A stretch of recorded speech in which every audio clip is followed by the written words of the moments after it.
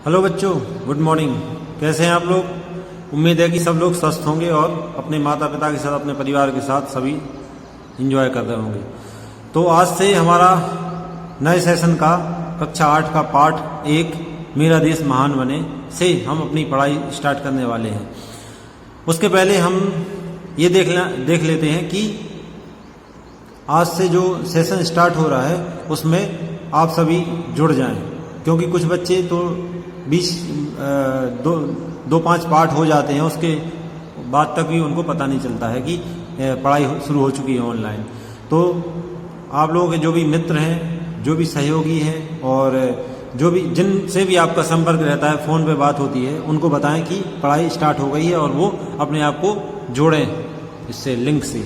ठीक है, तो चलिए स्टार्ट करते हैं। पाठ 1 मेरा देश महान बने। एक ध्येय हो, एक श्रेय हो, एक समान विधान बने, मेरा देश महान बने।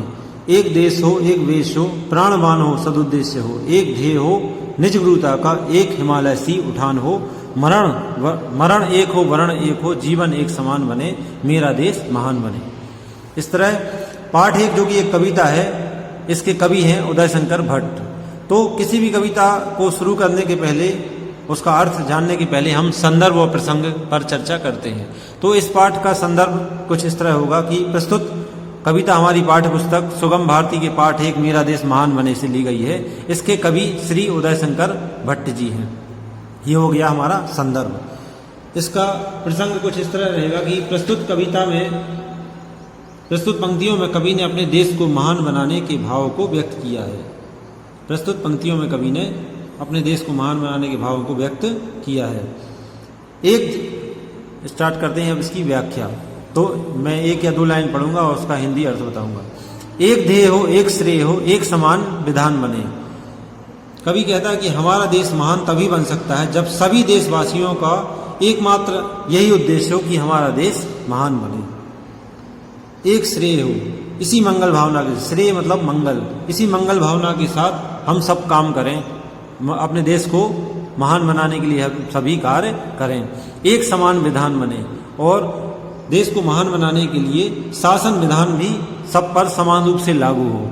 मेरा देश महान बने, इस तरह हमारा देश महान बने। मतलब कवि ने यहाँ पर 3 शर्तें बताई हैं देश को महान बनाने के लिए कि ध्येय अर्थात उद्देश्य एक होना चाहिए, श्रेय अर्थात मंगल भावना होनी चाहिए, और समान विधान मतलब विधान, किसी देश के नियम कानून सभी पर समान रूप से लागू होने चाहिए। एक देश हो, एक वेश हो, प्राणवान हो, सदुद्देश्य हो। देश को महान बनाने के लिए आगे कुछ शर्तें भी होती हैं, जिसको कवि यहाँ पर कह रहा है कि एक देश हो, हमारा देश अलग अलग भागों में बटा हुआ ना होकर एक होना चाहिए। ठीक है, तभी वो महान बन सकता है। एक वेश हो, उसका स्वरूप भी एक होना चाहिए। प्राणवान हो, प्राणवान हो अर्थात वह सजीव और शक्तिशाली हो, वो देश सजीव और शक्तिशाली हो। सदुद्देश्य हो, उसका उद्देश्य अच्छा होना चाहिए। सदुद्देश्य, आप संधि विच्छेद करेंगे सदुद्देश्य की तो सत धन उद्देश्य आएगा। सदुद्देश्य, अच्छा उद्देश्य वाला होना चाहिए। एक ध्यान हो निज गुरुता का, उसमें अपने बड़प्पन का ध्यान होना चाहिए। निज गुरुता मतलब अपना बड़प्पन। एक ध्यान हो निज गुरुता का। एक हिमालय सी उठान हो, उसमें हिमालय पर्वत के समान ऊंचा उठने की उमंग हो। वो हिमालय पर्वत के समान ऊंचा उठना चाह रहा हो, मतलब उसके अंदर उमंग और उत्साह होना चाहिए, तभी वो देश को ऊंचा उठा सकता है। मरण एक हो, वर्ण एक हो, जीवन एक समान बने।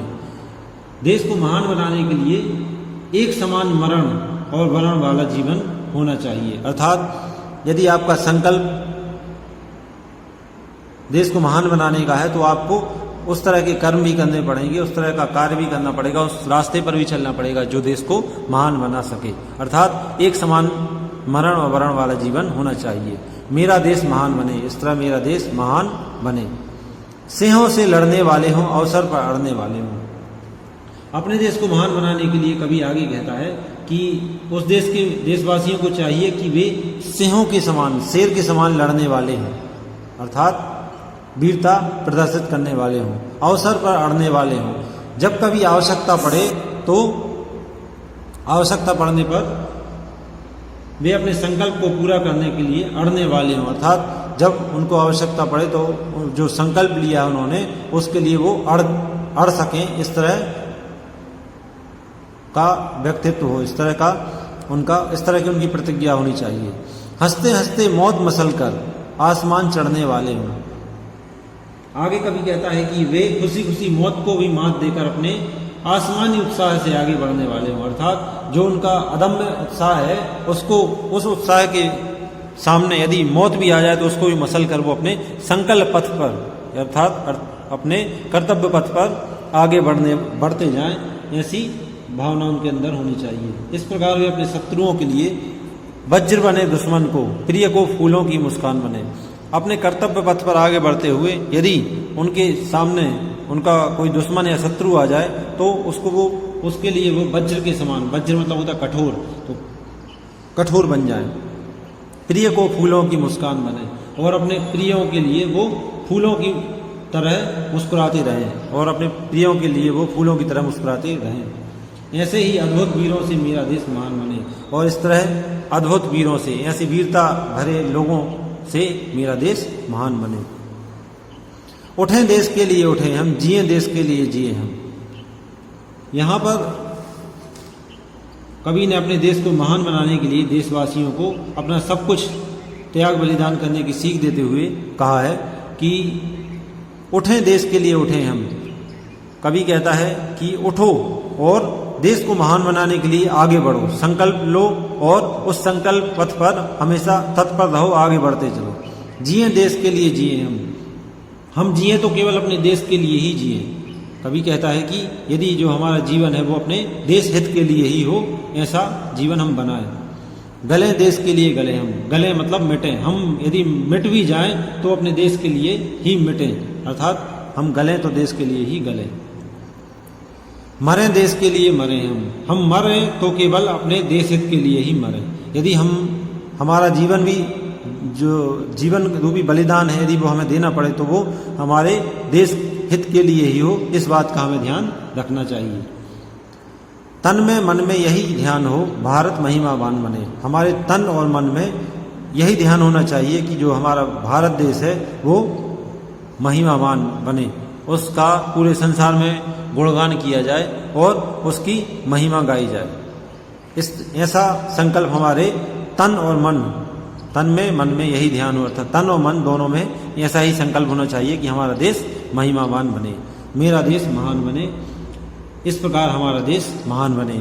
इस मंगल कामना के साथ कवि ने अपने शब्दों को विराम दिया है और कहा है कि इसको ऐसे समय में लागू किया जाए जब हमारा देश जो है वो विपरीत परिस्थितियों में जा रहा हो, तो ऐसी कविताएं बच्चों को और नागरिकों को देश के उत्साह देने वाली होती हैं। तो ये थी हमारी कविता। इस कविता के सही जोड़ी, रिक्त स्थान, विकल्प सहित लघुत्तरीय प्रश्न और ग्रामर पोर्शन है, इसका PDF आप लोगों को भेज दिया जाएगा। लास्ट ईयर देखा गया था कि कुछ बच्चे अपना काम समय से नहीं कर रहे हैं। इस तरह पिछले साल जैसी लापरवाही इस साल ना करें, क्योंकि जब आप लोग यहाँ आएंगे तो आप लोगों का वर्क चेक किया जाएगा और उसके लिए आपको जिम्मेदार ठहरा जाएगा कि आपने वर्क क्यों नहीं किया। यदि कोई भी परेशानी होती तो आप फ़ोन लगाएं टीचर्स को और अपना वर्क जरूर समय पे करते जाएं। ठीक है।